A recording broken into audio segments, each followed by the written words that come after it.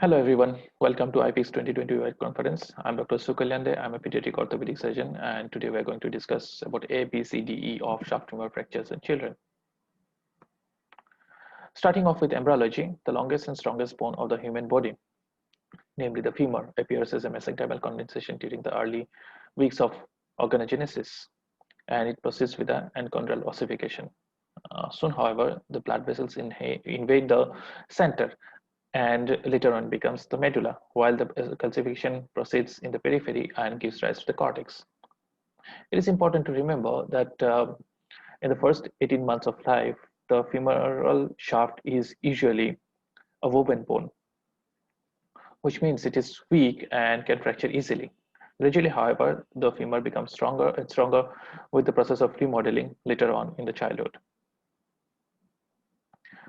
The femur is richly supplied with blood by two systems. One is the endosteal blood supply, where two nutrient arteries supply blood to the inner 70 to 75% of the cortex. And the second one is the periosteal capillaries, which supply 25 to 30% of the cortical bone. The presence of these two richly supplied systems of blood ensure that the fracture heals rapidly after the injury.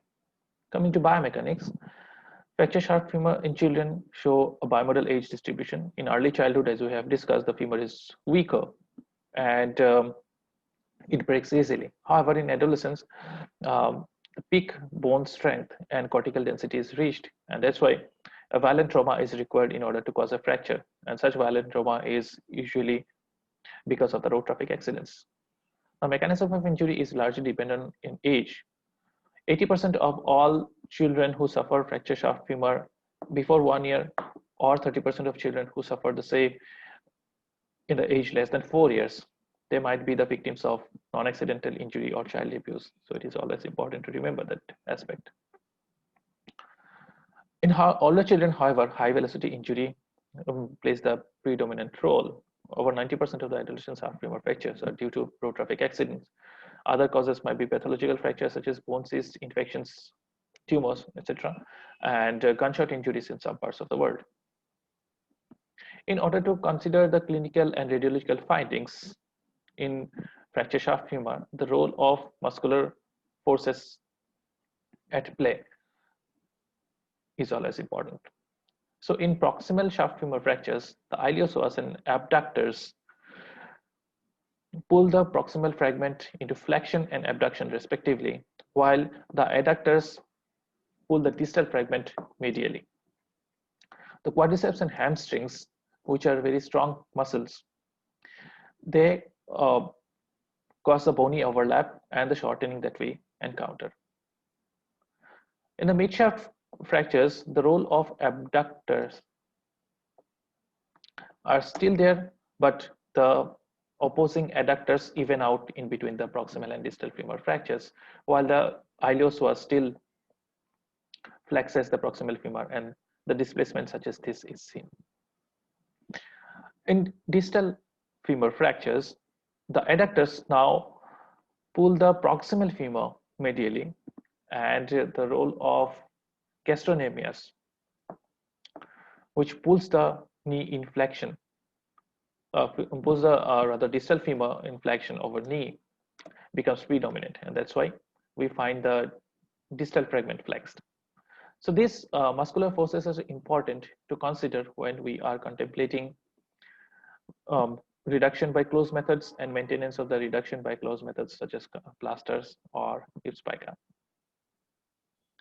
The femur fracture in children, it doesn't have a unique classification for itself. We can classify it according to fracture pattern or the degree of comminution. Just like in adults, Pinkeist and Hansen classification helps us to assess the instability of the fracture pattern, while type 0 means no comminution, and type 3 and 4 denote increasingly severe grades of comminution and hence instability.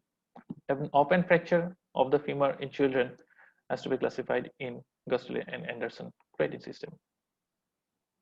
Diagnosis and evaluation.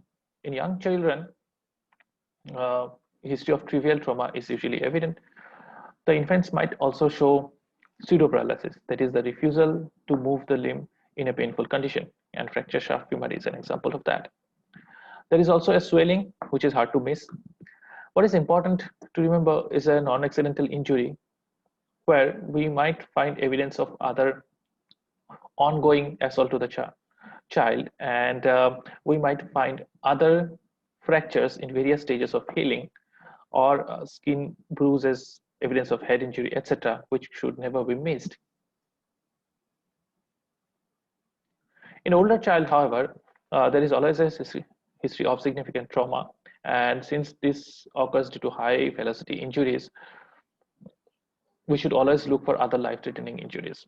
There is a typical swelling, deformity, and bony crepitus, and the importance of complete circumferential examination of the limb along with neurovascular assessment can never be overemphasized. There might be a strong possibility of fractures in the same limb, same bone, or in the other limbs. Uh, Unlike in adults, hypotension due to isolated femur fracture is rare. So when this occurs, we should look for other hidden causes of blood loss or injury at other areas.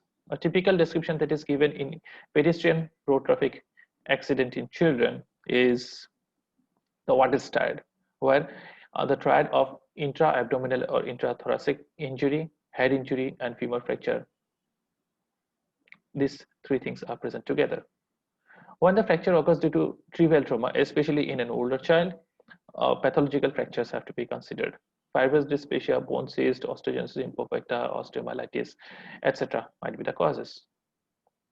To sum up, the longest and strongest bone of the human body is in fact weak to begin with and becomes stronger with age.